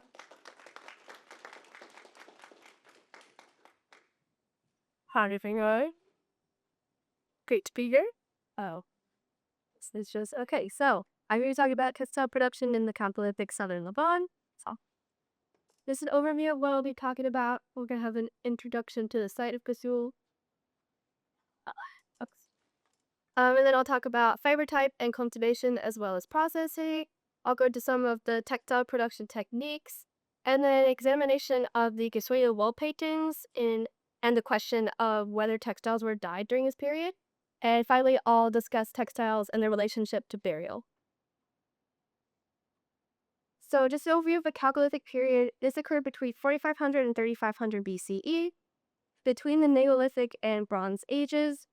The Chalcolithic preceded the Neolithic Revolution, which was the shift in between hunter-gatherer lifestyles and more sedentism and permanent villages and settlements. During this period, there was an increase in craft specialization in areas such as textile and ceramics. And one of the most important crafts that was developed during this period was metallurgy. So copper smelting and production became very common. Also during this period was the secondary products revolution. I think Mary covered this a little bit. This is when animals became used for more than just meat consumption, and their secondary products such as wool and milk were also used. The site of Tula Gasul in particular is located on the north edge of the Dead Sea in Jordan. It was first excavated in 1929 by Alexis Malone. He was the one who first identified the Chalcolithic period, and this led to the naming of the Gasulian culture, which can refer to lots of different sites in the Levant from this period. It was further excavated in 1967 by J.B. Hennessy, who identified new phases of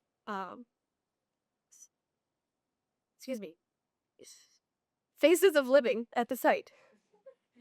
It's still currently under excavation by the University of Sydney, although they're not super fast with that.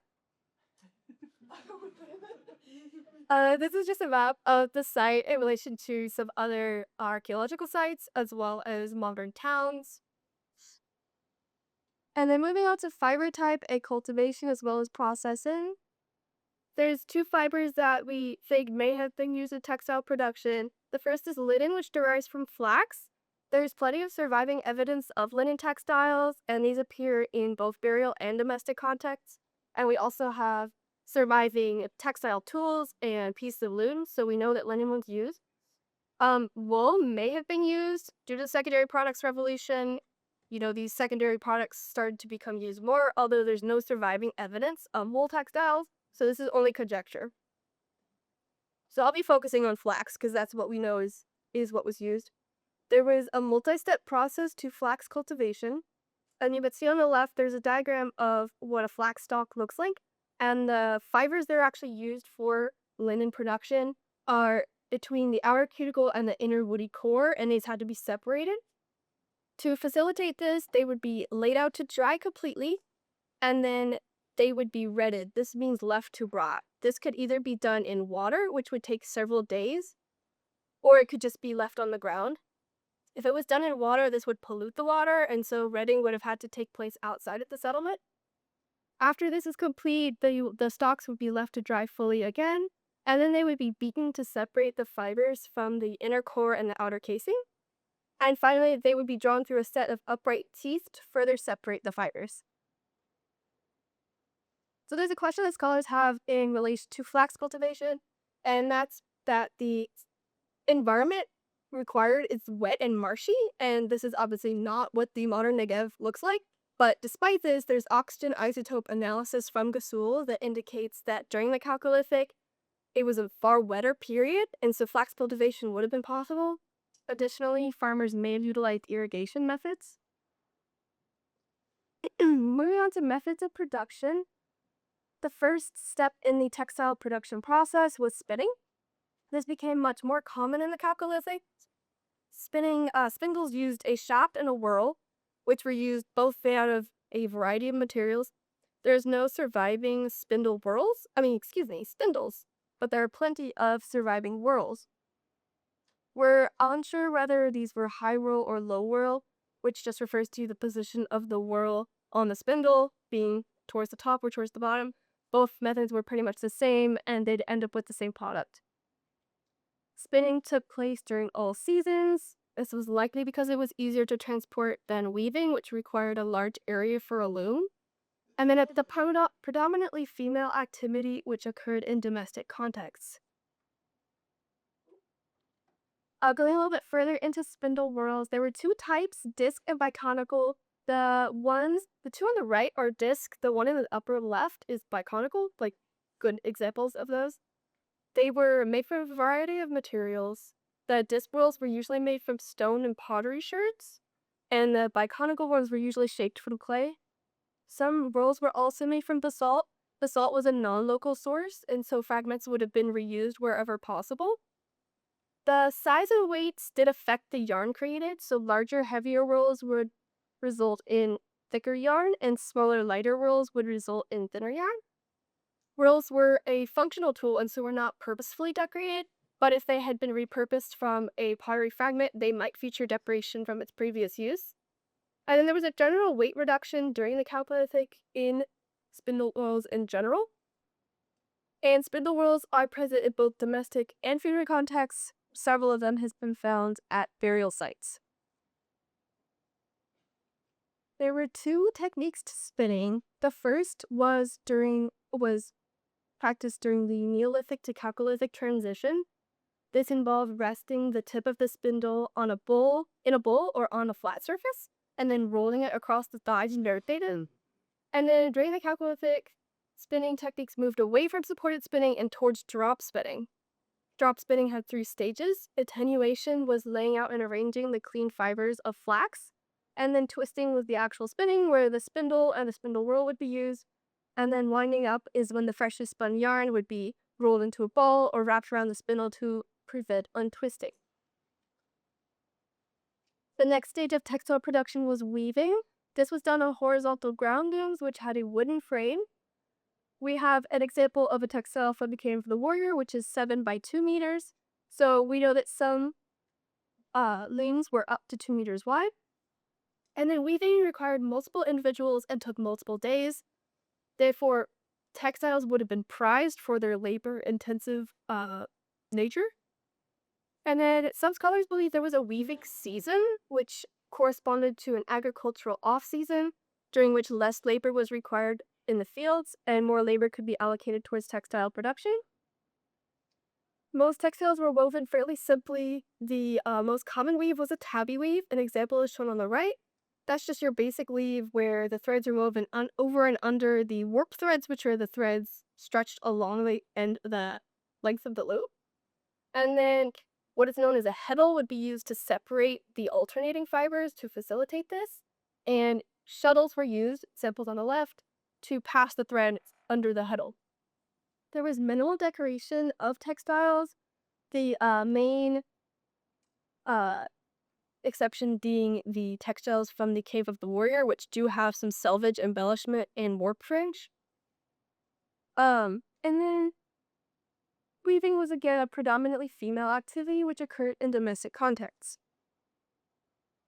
Moving on to the Kasui wall paintings and their colorful representations, whether or not this was accurate is yet to be seen. Some background on the wall paintings. So these are unique to Cusco. We do not see any wall paintings like this anywhere else in the southern Levant at this time.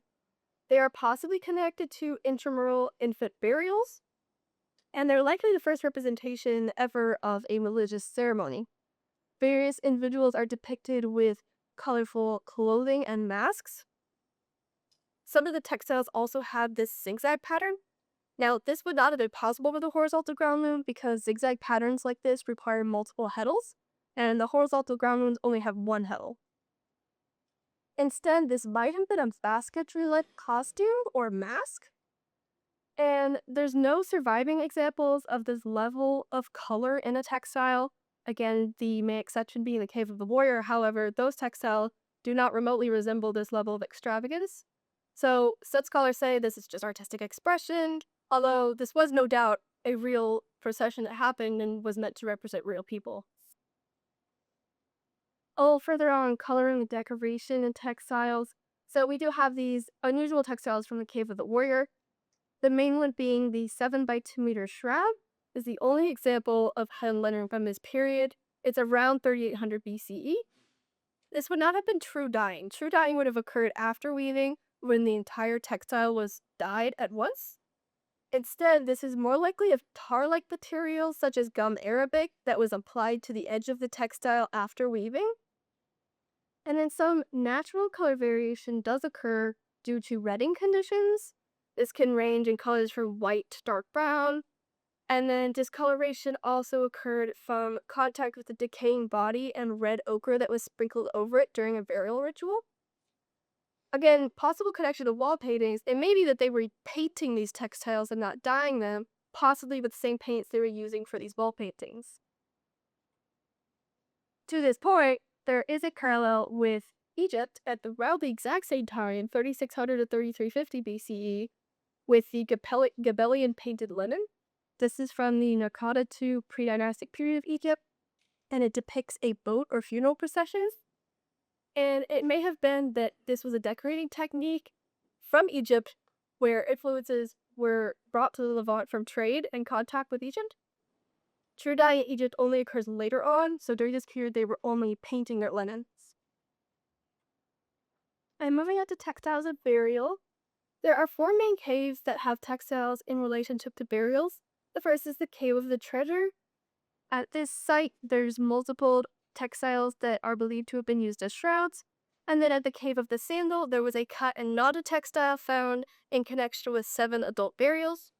And then at the Christmas Cave, there are some bandage-like textiles that were found. Here's just a map for reference where those sites are. They're all in the southern Levant.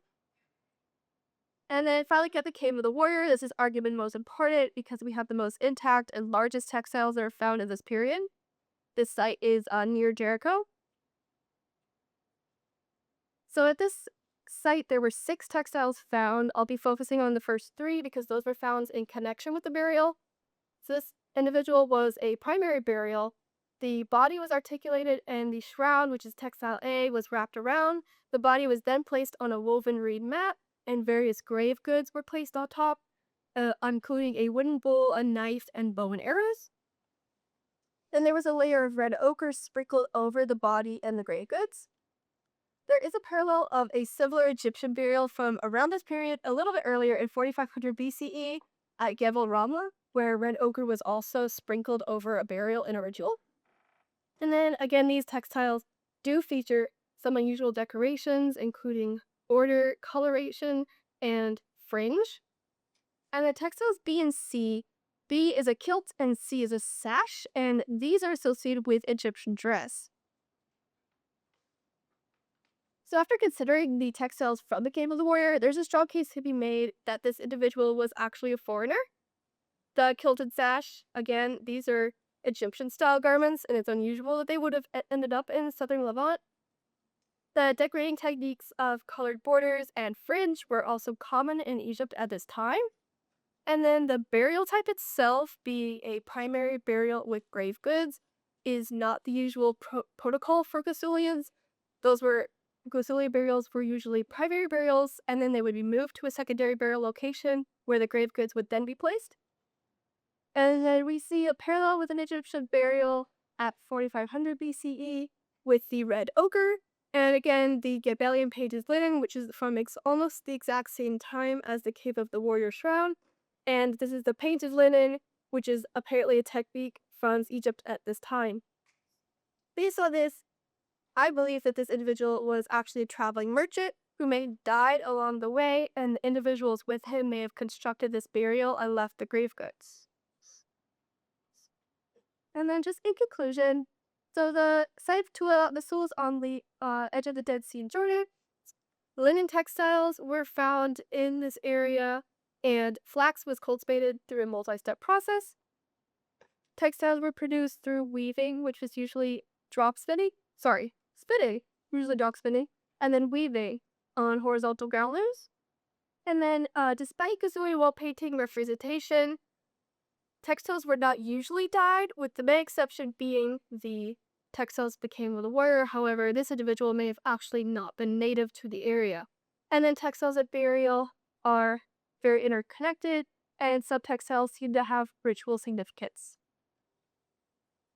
I just want to thank Dr. Savage for her capstone course, which was really fun, and she worked hard with me on my research.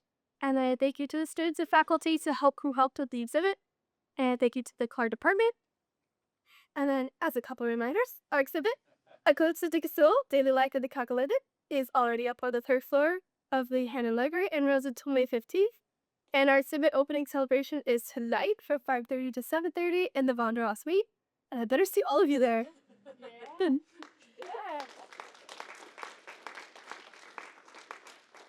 Well, so you get extra credit. So, okay. Do we have any questions for Margaret? Hi, again. Sorry. I have a question about the linen mats because you said that we don't have evidence of the possibility woolen textiles because they degrade. The linen mats that you found, were they able to identify if they had any? Because then you won't really die in once in the spirits. Was it ever possible to find hey, if they sure died, could figure out which color it was? So none of the textiles from this area and this period are dyed, except for those of the Cave of the Warrior, which is why that's kind of weird that it's only this one place. In Egypt, they were dyed linen. I'm not sure if it was this early. I did have some trouble finding exact dates on that, but in general, none of the textiles were dyed that we know of. It's also very hard to dye linen. It just doesn't take the dye very well. So we had a few examples in the second millennium BC from the tomb of Kitaj, for instance, but it would have ended up in very exceptional even later on, because it's very, very hard to achieve. So wool is much easier to dye than properly. But we don't have wool because it was most likely used in settlements, and therefore it would have disappeared. Whether when we have tombs that are in very dry places, then that's where you can have some textile that are preserved and therefore we find them. But they are all linen because probably of the prestige that was associated with that.